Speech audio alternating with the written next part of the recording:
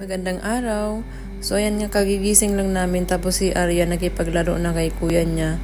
Sana nandito din si kuyang malaki para tatlo silang naglalaro. Namiss na namin siya sobra.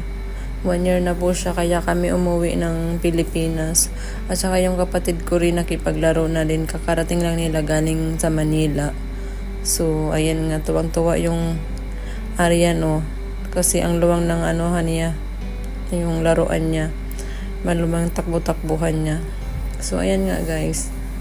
Masakit po para sa akin isang nanay na mawalan ng anak. So, magwa 1 year po siya kaya kami umuwi. So, ayan nga si Amit nagkape na siya.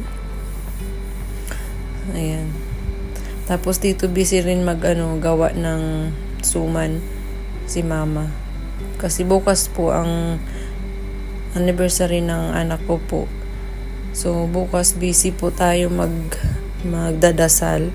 So, maaga kaming gigising at pupunta kami ng church tsaka pupunta kami ng sementeryo.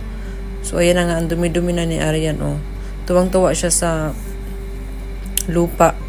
Hinarvest na din pala nila yung saging. Huminog na siya sa puno. So, ayan, hinahabol ni Aryan yung mga manok. Tingnan nyo, oh. First time niya maglaro ng ganyan, kaya tuwang-tuwa siya. So, ayan, balik na. Kasi hindi niya naman alam yung papunta kung saan yung mga manok. So, ayan nga yung little girl natin. Gumising na rin siya. Ayan. Ang ganda ng panahon. Miss na miss ko na talaga yung kuya. Sobrang sakit po sa akin na mawala ng anak. Pero, sabi nga, hanggang doon na lang siguro talaga yung kanyang buhay. Kahit ay parang hindi pa rin makasik in sa isip ko na wala na siya. Kasi alam nyo guys, parang mabaliw ako na lagi kong iniisip. So parang medyo kinakalma ko lang yung sarili ko kasi kawawa naman yung 3 kapatid pang nandito. So kinakaya ko para sa 3 pang.